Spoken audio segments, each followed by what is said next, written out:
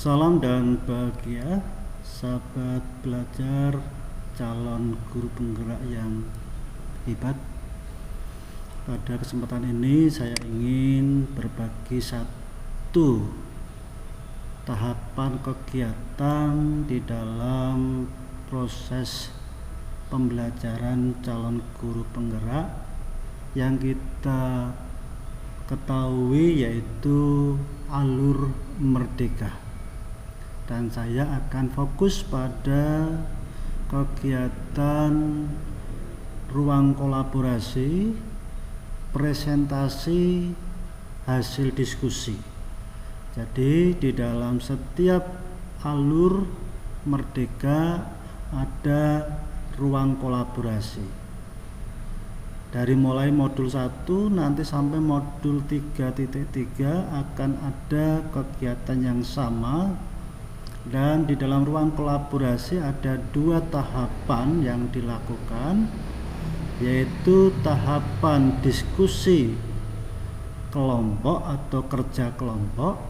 Kalau ini dalam modul 1.1 adalah mendesain kerangka pembelajaran sesuai dengan pemikiran KHD, dan akan dilanjutkan dengan ruang kolaborasi, presentasi kerangka pembelajaran sesuai dengan pemikiran KHD. Secara umum kegiatan ruang kolaborasi akan terbagi dalam 2 tahap, 2 sesi, dilakukan di 2 hari, masing-masing durasinya adalah 2 kali 45 menit.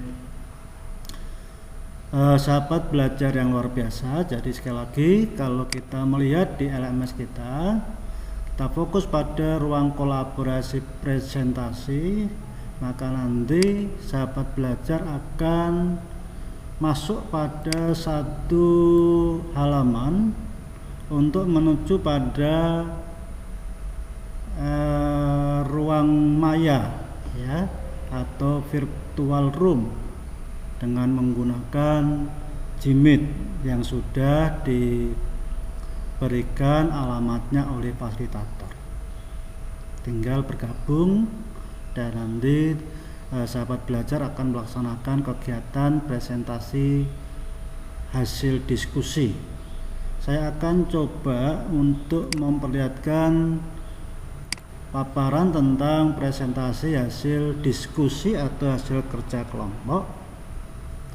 Ini saya ambil dari modul 1.1, tetapi akan berlaku pada modul-modul yang selanjutnya dalam konteks bukan kontennya, tetapi dalam konteks kegiatannya akan sama. Jadi sahabat belajar sekali lagi nanti akan mempresentasikan sesuai dengan hasil kerja kelompok masing-masing kepada kelompok yang lain. Yang kedua, tentunya ada kesepakatan bersama, di mana yang pertama menghargai sesama CGP dan fasilitator. Yang kedua, satu berbicara, semua mendengarkan. Yang berikutnya diharapkan bahwa CGP bisa bergabung tepat waktu di room yang sudah disediakan. Kemudian diharapkan berpartisipasi aktif dan tetap fokus pada sesi belajar. Ini adalah etika dan merupakan kesepakatan bersama. Kemudian aturannya nanti akan bisa diatur sesuai dengan kondisi dan situasi. Jadi kalau di dalam presentasi tentunya setiap kelompok akan mempresentasikan dengan durasi yang nanti akan diperhitungkan. Kemudian kelompok lain akan memberikan tanggapan dan umpan balik. Kemudian dari tanggapan dan umpan balik itu, kelompok yang mempresentasi akan memberikan tanggapan atas umpan balik dari kelompok atau dari CGP yang lain, ya. Ini kemudian aturan umpan balik ini penting diketahui, bahkan penting dipahami dan penting untuk dilakukan oleh CGP. Yang pertama adalah jelaskan hal-hal yang baik pada tugas yang dikerjakan oleh kelompok lain. Artinya memberikan apresiasi atas hasil kerja kelompok dari kelompok yang lain. Yang kedua, jelaskan hal-hal yang perlu ditambahkan atau dikurangi pada tugas yang dikerjakan oleh kelompok lain. Jadi memberikan masukan, ya, apa yang sebaiknya ditambahkan atau mungkin dikurangi menurut CGP atau menurut yang memberikan tanggapan. Kemudian yang ketiga, apa saja pertanyaan klarifikasi untuk kelompok yang telah melakukan presentasi. Jadi silakan melakukan klarifikasi pada hal-hal memang membutuhkan klarifikasi. Ya, kemudian itu akan membuat satu kegiatan umpan balik menjadi berkualitas, menjadi etis, ya, dan kemudian akan dapat dilaksanakan dengan baik. Ini adalah aturan etika yang bisa dikembangkan lebih baik sehingga di dalam diskusi kelompok akan tercermin satu diskusi yang berkualitas, artinya umpan balik yang berkualitas dengan mengedepankan pada etika di dalam memberikan umpan balik. Kemudian di dalam kegiatan ruang kolaborasi presentasi sebaiknya setiap kelompok membagi peran.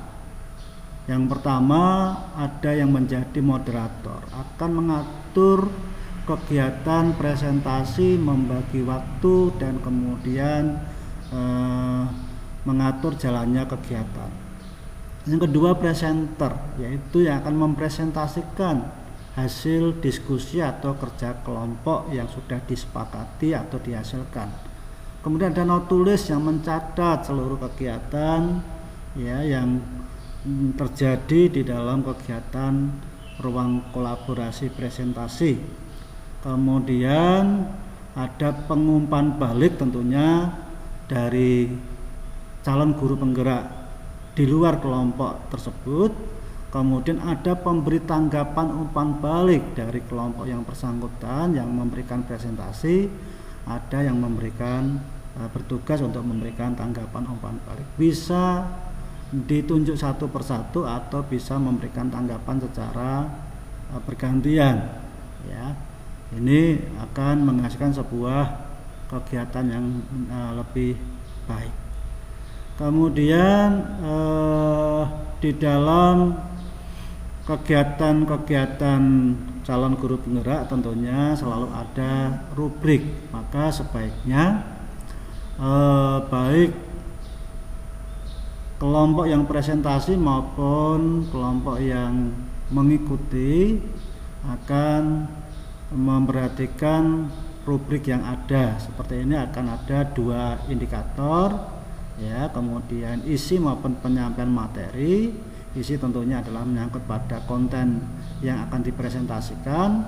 Penyampaian materi adalah pada saat menyampaikan hasil presentasi. Kemudian kriterianya ada beberapa, tentunya akan sesuai dengan kegiatan yang berlaku, ya.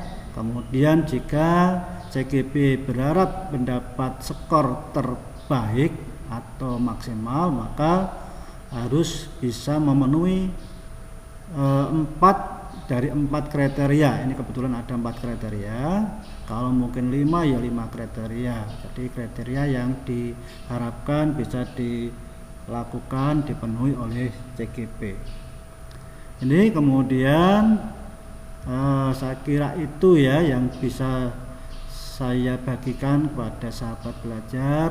Semoga bermanfaat dan silakan bisa di-share, dibagikan pada CGP yang lain, bisa di-like, dan jika berkenan bisa memberikan subscribe, ya. Terima kasih.